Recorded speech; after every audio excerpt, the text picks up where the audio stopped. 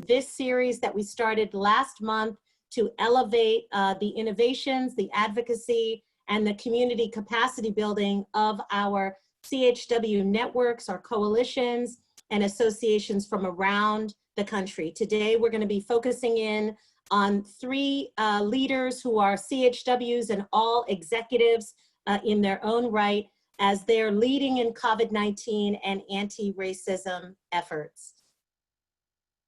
If you're new to the National Association and you haven't been on one of our previous webinars, thank you so much for joining. We launched in April 2019 and I came on as the founding ED in November.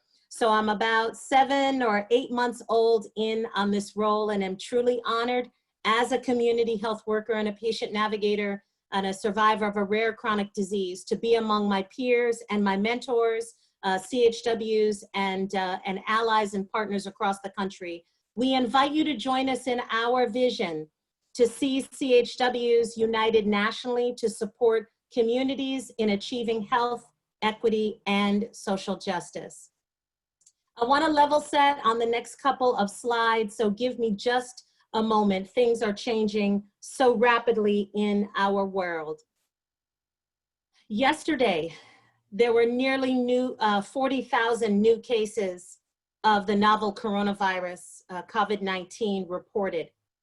This number was truly a low point in our country as it surpasses the record that was set back in April of 2020. As infection rates increase, we know that deaths will follow. And today, the White House task force did something that it has not done in months, which is to actually hold a public hearing, a national hearing. And our vice president indicated that he was encouraged that 50% of all new infections were among those under the age of 35.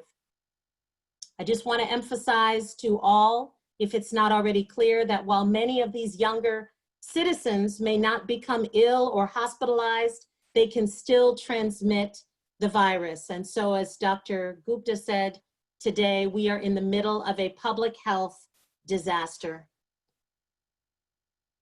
Dr. Jones said when asked about the intersection between race and COVID-19, she said, race does not put you at higher risk.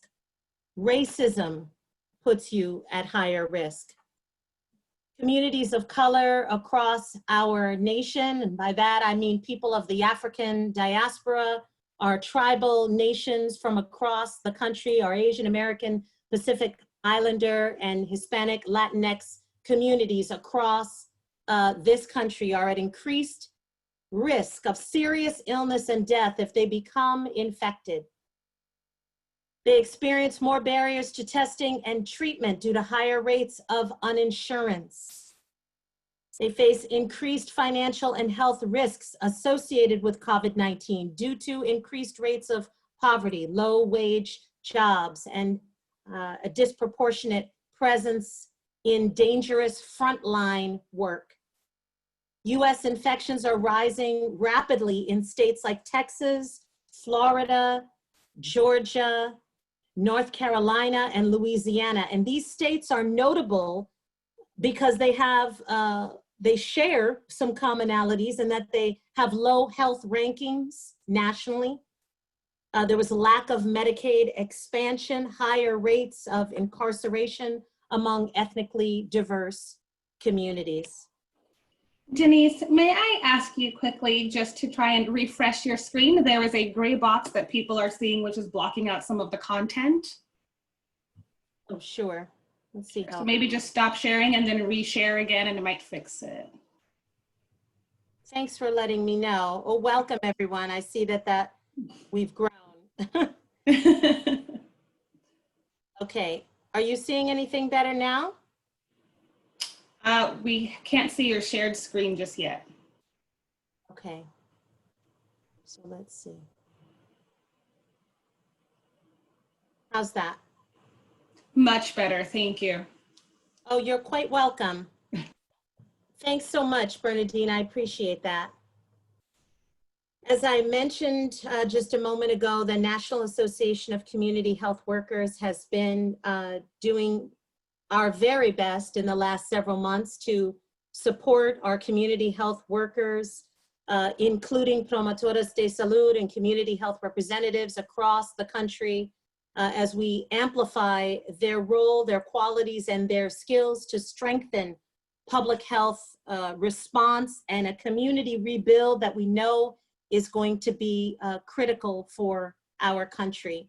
I want to thank the many national partners like the American Diabetes Association and ASTHO, the Centers for Disease Control, and many others who partnered with us to attempt to get the word out or to create platforms for the National Association to advocate on behalf of this essential critical infrastructure workforce. We are urging all public and private institutions to classify community health workers as essential critical infrastructure workers and pay them as they are recruited to respond to COVID-19.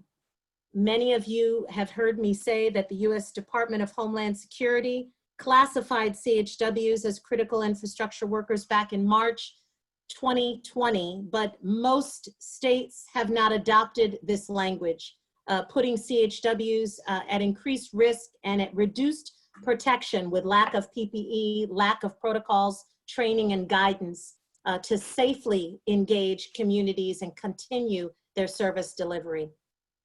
We're asking public and private institutions to mobilize funding to scale CHW networks and associations' capacity for contact tracing, care coordination, training, and services. In most cases, community health workers are already providing a range of health, behavioral health, and social needs services in your community, whether at a volunteer or employed by health systems, hospitals, federally qualified health centers, and others. CHWs globally and in the US, many have been trained over the decades to provide contact tracing services, another little known fact. And so we can draw on our history, our training, and our expertise. And we're urging all public and private institutions to recognize CHWs as leaders in COVID-19 community rebuild and health system transformation efforts. So what can you do? As I pivot to present the experts that we have today, again, all community health workers and executives in their respective states and organizations.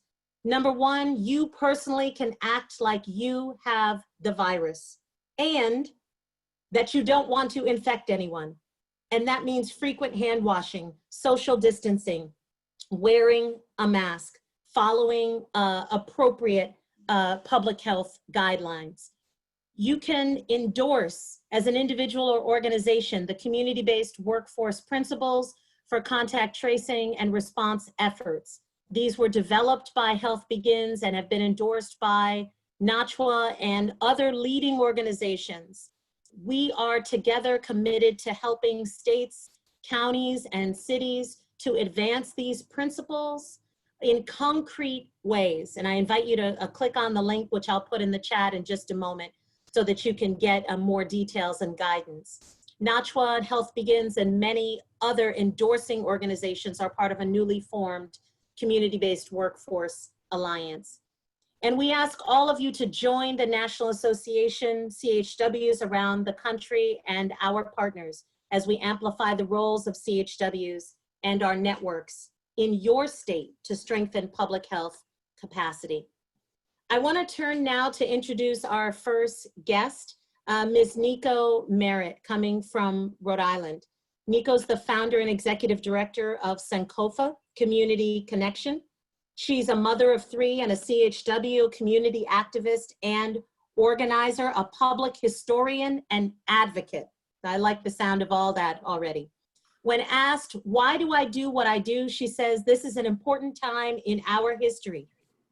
Our current political climate, the increase in awareness and civic engagement combined with the overall feeling of wanting to do something to make things better is all around us. It's time to come together to make change. Pretending we still don't see won't get us there. Talking without action won't get us there. Let's unite as a community. Let's have those difficult conversations and take it one step further. Make changes to improve our situation for us and our children. These will be brief 10 to 12-minute presentations, but we'll invite you for Q&A afterward. And Niko, thank you for joining us. Thank you very much for allowing me to participate. And thank you for all that information on COVID-19. So you're giving me some language to bring back to my community and people that are need more information. So thank you for that. All right, so my first slide is about our mission statement for Sankofa Community Connection. I live in Newport, Rhode Island, and it's not very diverse. Yet we have so much history here that we need to highlight and uplift and make the community seen. So our first thing is we do community events and gatherings to increase our social cohesion. Secondly, we do community meetings where we discuss the impact of institutional racism, racial oppression, and it provokes dialogue and solutions to these issues. And the third is historical education to reveal, honor, and celebrate the cultural heritage of African Americans of early Newport. Next slide, please. And we have our work that we've done has been awesome. We have an annual event called the Day of Renewal, a celebration of African American culture and diversity. And it takes place on a historical day in Newport. It used to be called Election Day. And it's where enslaved and freed people of the Newport community elected a mayor of the community. And then that person would represent for the whole year. So if there were community issues, they would come to that person to help. It was like a very competitive event. People looked forward to it. And it was said that those people who enslaved the people actually adorned them with their best clothes because they had that pride in saying, okay, my person won for the year. So it was like a tradition. And there's a space called the Liberty Tree in Newport where the Sons of Liberty came over and took over that space. But prior to that, that was an African American space where people celebrated and where the election day took place. So we marched to that tree and paid tribute to our ancestors that day. And it's a beautiful day for us to celebrate together. And then for the first time ever in Newport's history, I had the Pan-African flag, the red, black, and green flag flown at City Hall to commemorate Black History Month. And so many community members that saw that, they were taken aback and they wondered who broke into the City Hall space to hang that because they couldn't believe it was happening here in Newport, but we had that opportunity. And then major, on Juneteenth this year, which was June 19th on Friday, we had a proclamation from the mayor of Newport to actually recognize Juneteenth as an official holiday. And they flagged the Juneteenth flag. It's a beautiful time, and it's again where we can see ourselves in Newport because we don't really, as this community has been changed over time, we don't see ourselves anywhere, and we definitely don't get to celebrate. So I'm about celebrating as much as we can. We do a Kwanzaa celebration in December. We do a Know Your History walking tour year round, and then the community conversations and racial equity training. So I go with corporations and nonprofit organizations where we have these discussions. All right, and I'm ready for my final slide, please. So I'm speeding through so we have enough time to talk if anyone has questions. Early successes, once people heard about what we were trying to accomplish, I had a lot of buy-in from organizations who wanted to collaborate. So we've been in business about 4 years, and I have over 40 or 50 collaborations so far. So for a small town, that's really big. We were able to secure 2 major grants. For the first year, we were started a $10,000 grant and then a $30,000 grant. We're looking to broaden our reach beyond Newport. We do have our reputation starting in Providence, and we want more people to know so more people can come to Newport and participate in these events. And then also got an opportunity to have a column in our newspaper, which hasn't been done before. So they haven't had a person of color representing the community in our Newport newspaper since it began. So that's a really amazing opportunity. And then challenges. when I went into the history genre, some of the leaders who were known for history didn't want to have a new person come. They said, oh, just use my work and cite me, but I want to experience the history myself and be able to interpret it in my own way.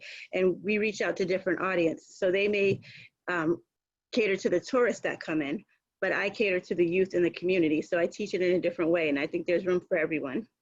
And the hardest thing is gaining access to funding, because I find that a lot of the larger nonprofits do mission drifting, and they will switch it just so they can get the grant, but they don't have people with the passion for what they do or people that can run these programs. So hoping to overcome that access to funding issue so that we can do more for the community, and I can possibly hire staff one day. So that's about all for my presentation. And if anyone has any questions, is that how it's going to go, Denise, or do they ask later?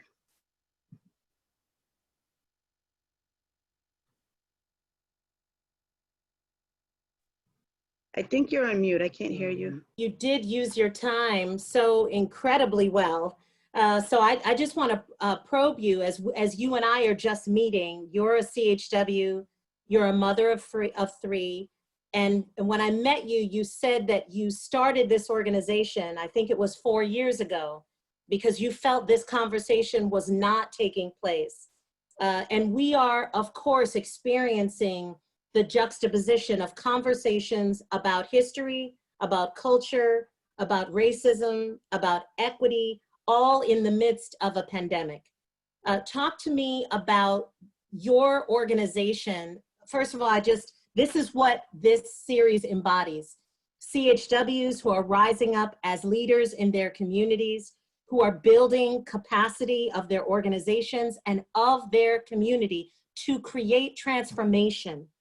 So talk to me about the vision for your organization and the role you think you will play in the health of your community. Well, a lot of our discussions definitely lead to action. So we support people.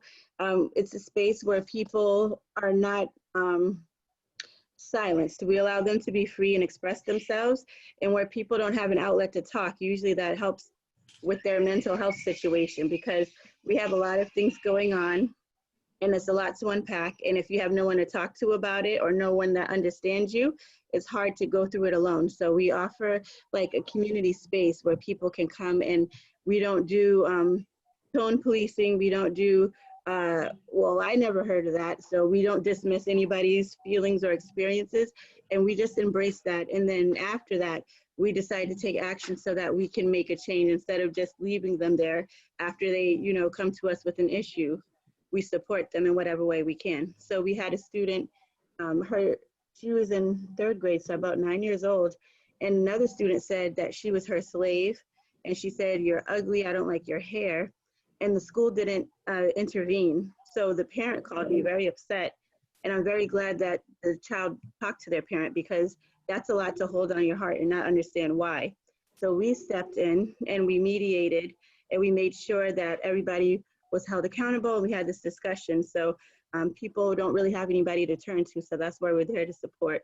And then if they have like any other immediate needs, we connect them to resources. So if I don't have it, I will definitely reach out and find someone who can help someone when they need it. So it's good to be there to be able to help. Thank you so much, Nico. Folks who are on the call, you'll get a chance to lift up some questions, and if you want to record them now in the chat so that we don't forget them, you can send those questions now to Nico. So grateful that she and so many other CHWs and networks are acknowledging the role of race and racism across systems. She talked about education. She's lifting up an authentic narrative and an opportunity for dialogue, so that we can get through, not get beyond, not bypass or get over, but get through. And I'm so encouraged by the way that she's growing this organization as a true CHW leader. I want to shift directions now to another leader. We're going across the country to Texas. And I'd like to introduce to you Venus Chinas. Many of you know her work because Venus is what I would call lovingly an OG, an expert and executive of Dia de la Mujer Latina y su Familia. I'm so honored to have her here, like myself, a survivor of, in her case, breast cancer, who went on to found this organization to teach cultural competence and health literacy, as well as conduct research on Latino medical mistrust.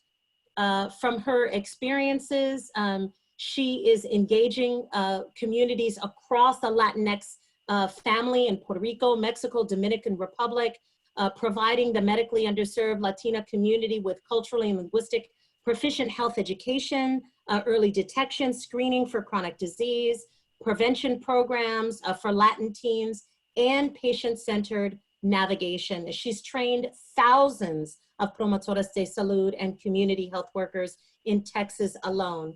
There's so much that I could say about her work, but today I just want to lift up one aspect, which is that in the midst of this pandemic, Venus is bringing, building a culturally appropriate training and capacity building model in Texas around COVID-19. And so I just welcome Venus to share how she's expanding the role of CHWs and promotores. Welcome, Venus. Thank you. Can you hear me okay? Yes, I can. Okay, cool. I am so excited to be among some of my favorite friends and colleagues as promotoras and community health workers. And as you can see, our mission is pretty colorful because we have to acknowledge that we have, as community health workers, we really have 4 major tasks. And I learned this when I was interviewed and I had to come up with something really quick. And that's when I thought this would be a great way to teach our community health workers. Somebody asked, what do you do? Well, we motivate people to get early detection screening. That's when we decided to, in 1997, to start our health fiestas. And in our health fiestas, our promotoras were my girlfriends. And that's how we started our first promotora program. The second part of our mission is the inform part. We actually, even back in Atlanta where we started, we had to inform our Latino community about their rights because there was such an anti-immigrant sentiment in Georgia and of course all over the country now. And then of course navigation. And I know, Denise, you are a patient navigator. I teach patient navigation with Dr. Harold Friedman for many years. And I think that's another avenue for community health workers to engage in the future as part of their career lateral moves. And then educate, and we educate others about prevention and how to change unhealthy behaviors. So the next slide. What we want to focus on is here in Texas, we have a certification training program where it's 160 hours, basically about 4 months training, and it's 8 core competencies. And this is my training, this is my curriculum here. And I have, and this is all on our website as well. But I wanted to let you know that it was very difficult when I first came to Texas because it seems like most of the people that were involved in the advisory committee for promoters and community health workers were very research oriented and very few that were community based. And I was able to get nominated into the program in 2009. And spearheaded some major changes where now we have, our lead community health worker and promotoras are the lead in these committees in the advisory committee for Texas. But it took a while for them to recognize that, if the problems are in the community, the solution is with a community health worker. And that's my favorite phrase. So as you can see, we are very focused on empowerment in our communities and how we can help our vulnerable populations, build their lives and move into really good, healthy relationships and healthy diets and whatnot. So what we have done over the years is trained, like you said, Denise, almost 4,000 community health workers just in Texas alone. So I want to go ahead and go to the next slide and share a little bit more about where we are. These are the training programs that I have put together and that have been approved by the state of Texas. So one of the first ones that back in February, we started the training on COVID-19. And then on March 5th, we had our first webinar on COVID-19. and March 6th, I found out I had COVID. So it's one of those things. And with my lupus, it has taken its toll on my voice. So I can only talk for about 5 minutes more, and that's about it. But God has given me the strength to write, and that's what I'm doing. I'm writing a lot of curriculum. We also have a telebehavioral health training program that we're launching on July 1st in honor of Minority Mental Health Awareness Month, and it's all going to be all free. Our training courses are free if you go to our website. But we have, we're going to be talking about anxiety, depression, stress, and stigma, and that's hopefully our goal is to create another career move for community health workers to become behavioral health community navigators. The other program that I'm really excited about is we did our contact tracing training program in Spanish and English. We actually developed that, and it's on our site as well. I took the Johns Hopkins training, and it was really difficult for me, but I'm a public health person. I can imagine somebody who does not have public health experience, it was going to be probably a little more difficult. So I decided to put together this training on contact tracing that's a little bit more community-based. And so this past Wednesday, we started our teen community health worker program, and our teens are going to learn about mental health and community emergency response team training. And we're excited about that. Out of the 25 teens, they're all going to get $400 stipend after the training so they can continue with their work. And then hopefully when they turn 18, they can go be part of our training program, the 160-hour full certification training program. But as you can see, we're going to have 2 other careers for the community health workers. Another one will be on clinical trial navigation.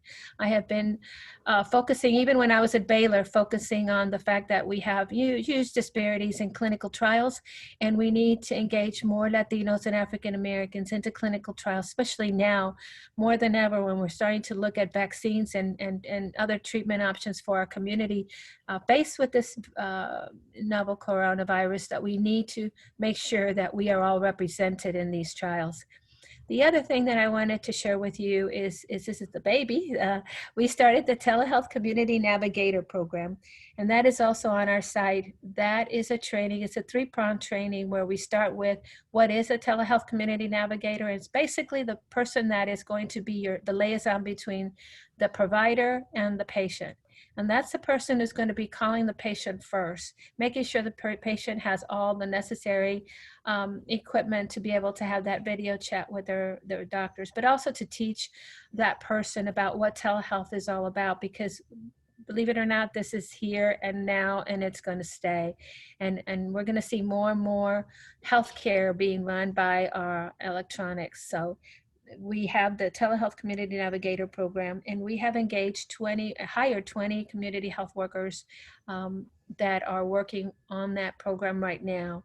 And we have a Telehealth Community Navigator in 4 states, in 4 big cities: Atlanta, Chicago, San Diego, and El Paso. And then we have a statewide where we are in Austin, San Antonio, El Paso, Houston, Corpus Christi. So we're really trying to advance the level of learning and community resiliency more than anything in our communities, especially now when we are seeing such a disruption in a pandemic, not only in the health field, but also in the emotional mental health field, and of course in our cities and our streets with the racism that is in this country. So next, I think that's it, right? I think that's it. That's it. And I would love to share with you our website. It's there in front of the screen, but I also put it on the chat. And like I said, you go into our website and all the training is completely free. Venus, thank you so very much. You know, for everyone, if you can see this slide, you can see the breadth and the depth of Venus's focus on the workforce, from acknowledgement of just the cultural origins of the workforce, having a community-centered focus in everything that she does. I also took the Johns Hopkins training, and like many felt that it was not well suited to large-scale uptake by CHWs and promotores, just because it didn't completely embrace the way that we communicate and work alongside communities to address the pandemic.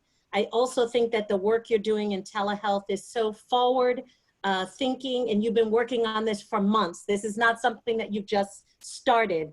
So I just want to acknowledge all of the ways that you're looking at our health system and services to navigate and reduce or eliminate barriers in the system for people to achieve their greatest health and well-being. Just before we go to the last speaker, Venus, and I don't want you to have to speak too much, so we might take questions in the chat, but can you just talk a little about what you're seeing as the impact of COVID, and in this climate where there's a lot of heightened conversation and concern about racism, particularly in our health system? What is the impact to our promotoras de salud and CHWs as they're working on the front lines? It's getting really bad right now with us here. These promotoras have, just to give you an idea, since Good Friday, we started the telehealth community navigation. We've already done about 10,000 calls, and in those calls, 15% have been tested. Everybody else is saying they're not going to go get tested. So that's serious. They don't trust the system. They think there's a lot of misinformation. They don't know who to trust. Another thing that we're finding out, we have also 5 hotlines throughout the country, but the hotline in Houston, just to give you an example of the heartache that the promotoras have to deal with, we had one that called us to let us know that one of the promotoras' daughters gone missing, and we are now thinking that it's human trafficking, and this is the second one that we've heard about. And the police will not do anything. They just say, oh, she's run away. And just because we're Latinas, they automatically think that these young girls are running away. They're not running away. This is a girl that had good grades in school, very serious.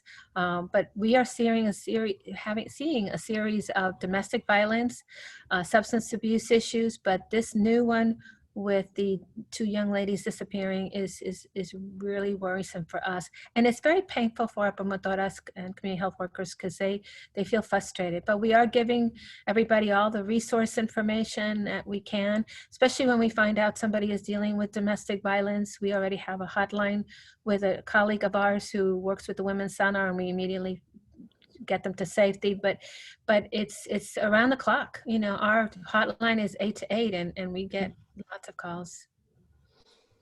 Well, I appreciate you sharing that update because, of course, we know that as we have been lifting up and highlighting the work and the commitment of many frontline workers in grocery stores and in public transportation, and of course in hospitals, in many other systems, we want to also lift up the place and the presence and the burden that CHWs have. I know many of our members across the country had great concern about their clients and the disruption of services from their communities in response to the pandemic, and also the emotional and psychological burden that COVID was having from lost work, as you said, from a distrust of services and opportunities, benefits that people need, but there's just a concern about interfacing with different government agencies. Some of that goes back to what Niko said, that we need to have a recognition and an understanding of our history and try to be authentic in our dialogue so that we can radically change the ways in which we treat one another, respect the human dignity, and protect one another. And I just thank you for protecting and building up this workforce and for supporting them in all the ways that you do. So thank you so much. Please put your questions in the chat for Venus and Niko. I see some of them, and we'll get to those in just a moment. So now I want to bring the final speaker up for today from Essentially Empowered. I want to welcome Lakeeta Watts. Lakeeta currently serves as the African American Networks Project Coordinator. She's co-chair of the CHW section of WPHA. She serves on the advisory board of the Wisconsin CHW Network, and she's an ambassador to the National Association of Community Health Workers from Wisconsin. She has an associate's degree in applied science from Milwaukee Area Technical College with her field of study in human services. Lakeeta, in addition to being a CHW, is also a doula and the founding executive director of her organization, Essentially Empowered, Inc. And Lakeeta, we've already heard so many wonderful ways that our CHWs and our networks are building community capacity. And I'm so grateful that you can join us today to talk about many of the things you do, but in particular, the new initiative that you've launched. So welcome. Thank you. Can you guys hear me clearly? Gotcha. Okay. So before I get started, I just want to put a little disclaimer out that because my organization kind of focuses on trauma, some of the things that I mentioned could be triggers. So I just wanted to make you guys aware of that. So Essentially Empowered, which I'll reference sometimes to as EEI, was started based on some things my children went through in the past. My oldest son, who's now 13, he was hit by a truck, and while he was in his recovery, we lost my sister to domestic violence.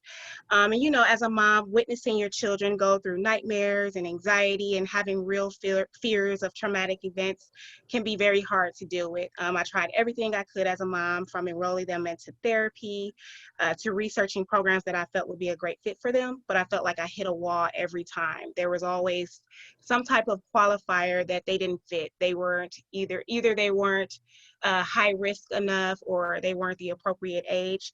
And so I did whatever I could. I got them into therapy, and just overall, they felt like their voices weren't being heard. And so that's how Essentially Empowered was born. So it's an organization that recognizes and caters to the voices of youth that have experienced or witnessed trauma.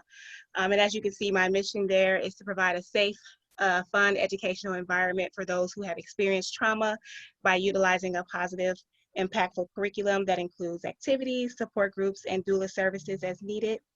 The purpose of my organization is to be able to provide an added voice to the needs of youth that have experienced trauma by advocating on their behalf and addressing triggers, barriers, and supportive measures that will help them achieve a healthier state of mind. You can go to the next slide. So participants are as young as 6, and they go up until the age of 19, and they must have experienced or witnessed something traumatic. We don't really refuse children, and it's not only what's traumatic defined by the dictionary, but what's also traumatic to the child. Very often, adults can overlook children, especially families of color.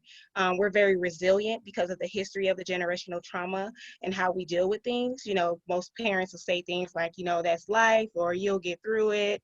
You know, you just got to keep moving, all the while the child is hurting inside and, you know, building up some mental health issues that they're not understanding.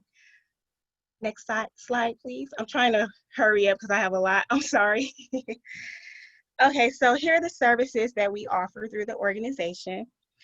We have very age-specific workshops that align with some of the trauma that the youth deal with, but it's not very specific to each trauma. Our workshops have a curriculum I designed that helps youth deal with their trauma. It teaches them coping skills, education around understanding anxiety and triggers, as well as how to handle their episodes. It also includes communication techniques that include some small group activities, one-on-one discussions around the basics of comfort, on being candid or open with what's going on with them in the exact moment that is happening. So that if they're experiencing any anxiety episodes away from home, or if they're at school or wherever they're being watched by an adult, they don't have to alert the entire room. They would create what we call a trust plan, and put that in place with that person of support that they're with that day. In our workshops, we also build on their self-esteem. We have activities around them being comfortable with their identity and just themselves as a whole. And some of our older youth, we teach self-awareness and community support. So some methods include service learning activities and discussions around things that are happening in the community that might be affecting them personally. So especially with everything that's happening now with COVID-19 and the racism crisis that's happening.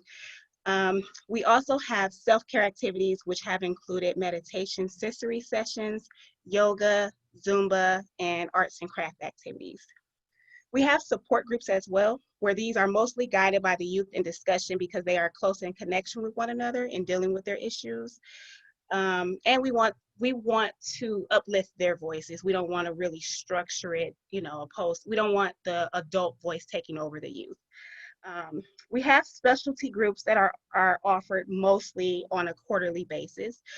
These are workshops that teach the youth skill building, in which some are new. So they've learned in the past, they've learned banking, they've learned about credit, they'll learn how to budget their money, and how to create income for themselves at a very young age. Essentially Empowered has always done resources and referrals. We have a lot of information on various organizations that are in the community here, and we always try to ensure access to those if needed. So if we're aware that our families are in need of any services or just dealing with barriers or social determinants of health, we do our best to kind of really bring them out of that conflict and help them achieve what it is they're trying to do. We offer access to presentations so that the youth can hear, some positive stories based on other people in the community that are relatable to them. So they've heard stories from like Marines, they've heard stories from police officers, and just anyone that's willing to really provide some context as to ways they can get through their anxiety or depression. And still become something, because a lot of times kids view that as a block, especially our teenagers. They view it as a block and as a way of something that they can't get past. Let's see. We also offer teen parent doula services. With our teen parent doula services, pregnancy can be very traumatic. Especially the labor and delivery part. And if you don't have support, and just with the racial disparities in the communities of color, it could be very traumatic. So we offer doula services to our teen parents, and basically they get their own individualized plans that helps them reach whatever goals that might be a hardship for them to have access to, and provides resources as well. And through our teen doula services as well, we also focus on that teen's partner, so that if that teen and their partner are trying to really raise their child together, we really emphasize on that as well. And then for our field trips, our field trips are tied to whatever is being taught in the workshop. So for example, we had a workshop that emphasized the strength and power of the mind, and we took the children rock climbing to help provide a visual of what strength could look like when barriers are presented, but how they could still kind of overcome that and reach the top, which in essence was reach past whatever that barrier was. Next slide, please. So what Essentially Empowered is currently doing in response to the COVID-19 pandemic and the racism issues right now is virtual support groups, and these are ongoing. Our goals are as follows. So with the COVID-19 pandemic is to get the youth to understand the importance of why we're practicing social distancing, while also discussing how it's affecting their families. Some of the youth have parents that got extremely sick, were out of the home for a month, maybe 2 months. And for them, that's a big adjustment. They were already having to continue their school year at home. So we wanted to be able to address that as well. And then with the dealing with their identity during racism crisis, we want to be able to get the youth more comfortable with their skin color, while also creating a safe space for them to freely express themselves about the impact of police brutality and racism as a whole.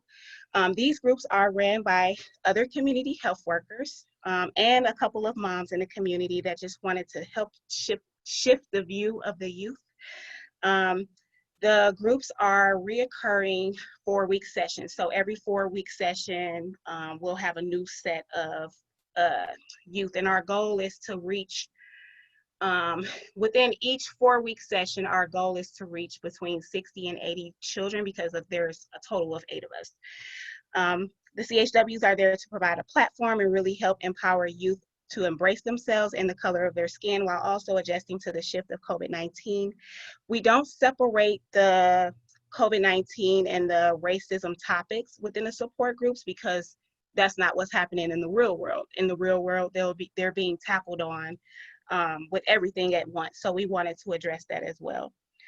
The groups are split by age. So for this for this specific age, or I'm sorry, for this specific support groups, we start as young as 4, because once the community health workers and the moms and we had our meetings, we were just talking about our experiences with our children and just the stories that we were hearing amongst each other. We were like, no, we need to lower this a little bit. So we have ages 4 up until 18, and we have our 4 to 6-year-olds together, 6 to 11-year-olds together, 12 to 14-year-olds together, and 15 to 18-year-olds together. And in these support groups, they'll have activities that include like meditation, yoga, and then a specific project that we call My Future Identity. And this project really focuses on the child's vision of their future, and which in turn will provide a token that is going to remind them that there is always a future to look towards. So they'll create like a 3D version of themselves, utilizing non-traditional items to create their vision of themselves. We don't keep it, they do. And then for the older youth, they'll get to create a virtual collaborative video that kind of showcases themselves in their own positive light. And that can be a compilation of poems, pictures, songs, or whatever their hearts desire to be recorded, saved, and remembered. And then for the parents of the youth in these support groups, they'll also have access to webinars that a community partner, whom is a licensed counselor, she has, that will address how parents can have these conversations with the youth as well, so that they're not feeling defeated. Because a lot of the barriers that I've seen in just recruitment is that the parents are afraid of the conversation that's going to come from the support groups. So when the children are talking about whatever they talked about in their support groups, and they're going back home and say, Mom, I've dealt with this, or I'm feeling like this, a lot of our parents are nervous and what their responses are. And so we wanted to be able to provide some support for the parents as well. Next slide, please. Oh, and that's it. I wasn't sure if I had one more slide, but if people have other questions that you aren't able to ask in the chat, you can reach me via email or through my website as well. Oh, Denise, you're on mute. I'm on mute because my house seems to be so busy today, so forgive me. So we've put here on the slide all of the contact information, emails, and websites, and I encourage you to reach out. If you can't see the slide, if you're just on the call, we'll be emailing this PDF out to you, so you'll be able to link to all of this information and see the slides that were shown today. So we have about 12 minutes left of this session, and I just want to spend a little bit of time really pulling back for each of you as CHWs and as executives. Something that is really important to the National Association is to recognize that our CHWs, our networks, our coalitions, our associations, our leaders, and we want public and private institutions to partner with you. You are grounded and committed, embedded in community. You are building from an asset perspective, the history of the community, the power and the models and origins of promotoras de salud and community health workers, the collaboration of mothers and CHWs coming together to provide virtual support groups for teens. And I want to emphasize those are virtual, so I believe anyone can partake of those in age-appropriate groups. Yes. Did any of you as executives want to just speak to our participants? If they are a CHW, if they are a public health program manager, if they're a foundation or a public health institute leader or a researcher, what is important for people to know now about the strengths and assets of your CHW networks and coalitions?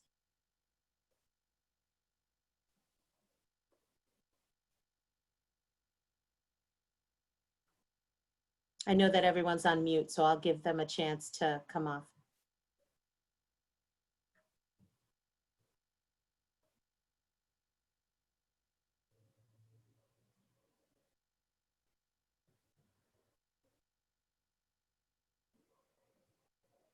Venus or Nico? hopefully everyone is still there. I'm still here, but Yeah. I don't have any a good response for that right now because we're still building right now. So I don't have a large organization or group of community health workers to collaborate with yet. But you're building, and even as you develop your partnerships, Niko, what's important for your partners to understand about the strengths and the assets that you bring as a CHW and that your community members bring? I think that it's important for them to start to value the community and the people participating, because I often find that with larger organizations, they depend on experts that are outside of the industry. And I depend on experts who have lived experiences because I believe they're just as knowledgeable as anyone else. So I think that we need to make sure that in any partnership we go into, that the participants are valued and decisions are made including them instead of about them without them. Yeah, Denise, this is Venus. I wanted to share too that it's important to really get to know your representatives, and really a lot of them are starting to get to know what community health workers are doing and their value, and they've been very supportive in Texas. Of course, last year the governor provided us with a proclamation, April 8th, as Community Health Worker Promotora Day in Texas. And the First Lady read the proclamation, and she is Mexican-American, and she actually told the community health workers that she would love to be their madrina, which is a very, godmother. But I think it was because of that relationship I was able recently send them a little note letting them know that they're having a lot of problems with the testing, and community health workers could resolve that if they hire them. And I can't begin to tell you, in 24 hours I got a call both from the city and the county asking me to help them recruit. And we put it out there, and 273 applications went through, and a lot of people have been hired. But they wanted to just hire community health workers as contact tracers. So, it's that relationship building, and that's taken time because it's been very difficult for them to let go of their little tribes and their little silos that they put themselves in. And they think that they can do it all with themselves, and they don't realize that we're here on the ground. We know what's going on. We built the trust. We are ready to rock and roll here if they just invite us to the table.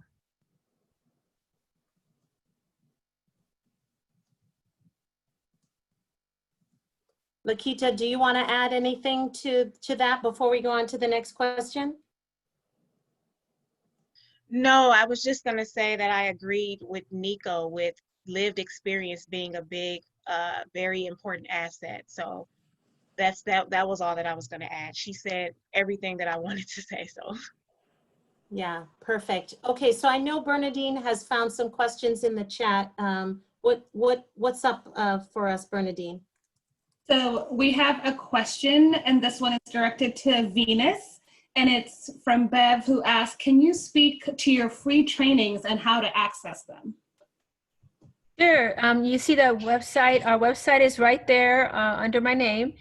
You just go, and the first thing you'll see is COVID, and you click that, and it takes you right over to our training. We have our trainings links in two places, in events and also in the COVID page. But we have several trainings there, but like I said, every one of them is free. And the latest one is the contact tracing, both in Spanish and English. Great, thank you. And one more question. This one is for Lakeeta, and it's, are there virtual options available for the services you offer? Yes, especially the support groups for the COVID-19 and the racism. All of those are virtual and will remain virtual because we didn't want to put any barriers on it. So especially now with the presentation even just being national, we're opening it up. And because the sessions are on a 4-week rolling basis, there'll always be an opportunity for youth to participate. So yes. Great, and that was all for the questions. Okay, well, I have something that kind of came out in everyone's conversation, and it really is about youth. Venus talked about youth being trained as promotoras and CHWs.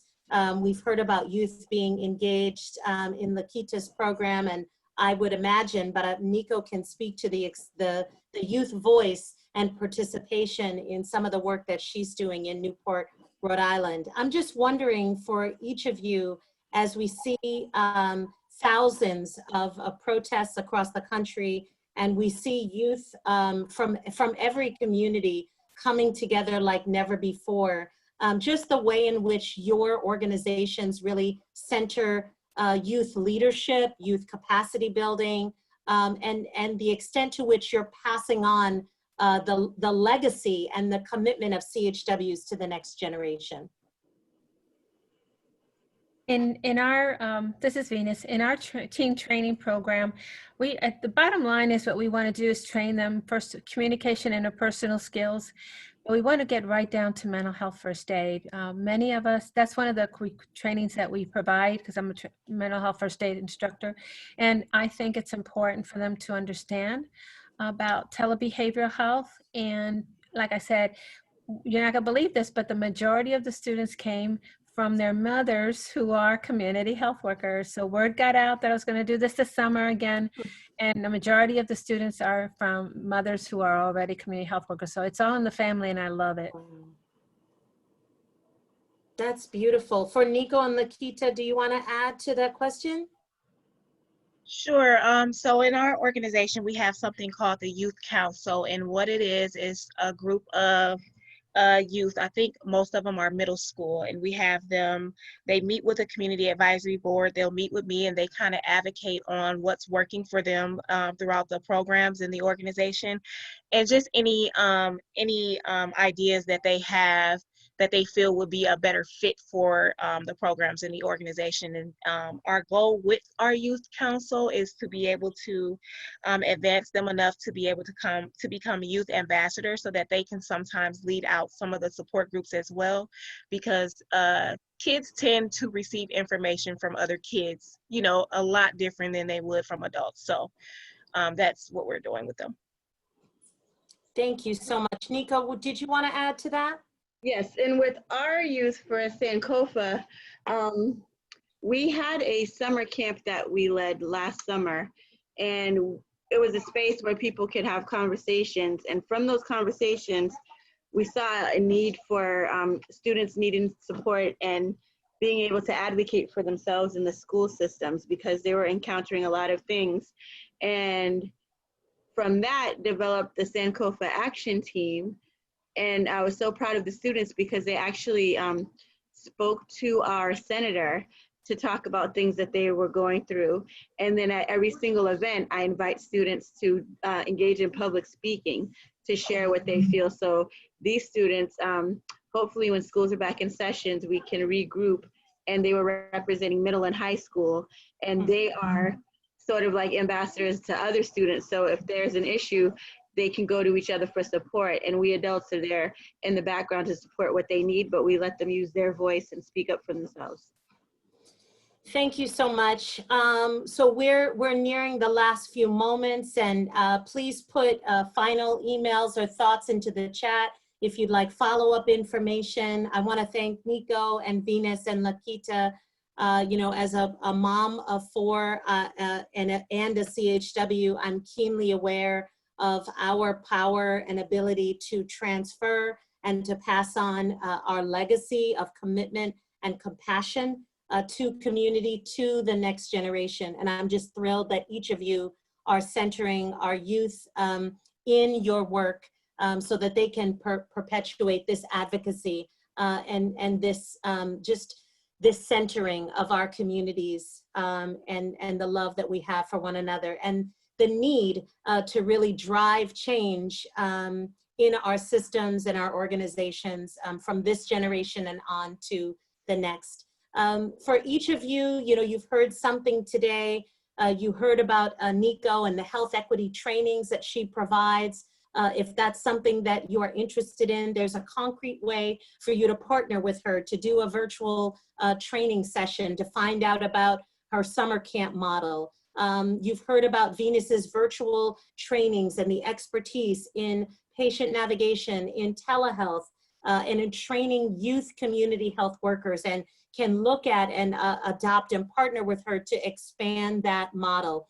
You've heard about Lakeeta and the doula services, the focus on teen pregnancy, teen behavioral health, and the virtual sessions that she is providing. And you can direct youth to those services or glean from her how to bring that model into your program or service. I just want to thank everyone for attending this session, because you are helping NACHW to amplify the excellent work of CHWs, our networks, our coalitions, and our associations. Thank you to everyone for spending some of your Friday with us. We'll send out the slides and information. We'll collect your emails and comments in the chat for follow-up. Be safe, everyone. All the best to you. And thank you again to our presenters.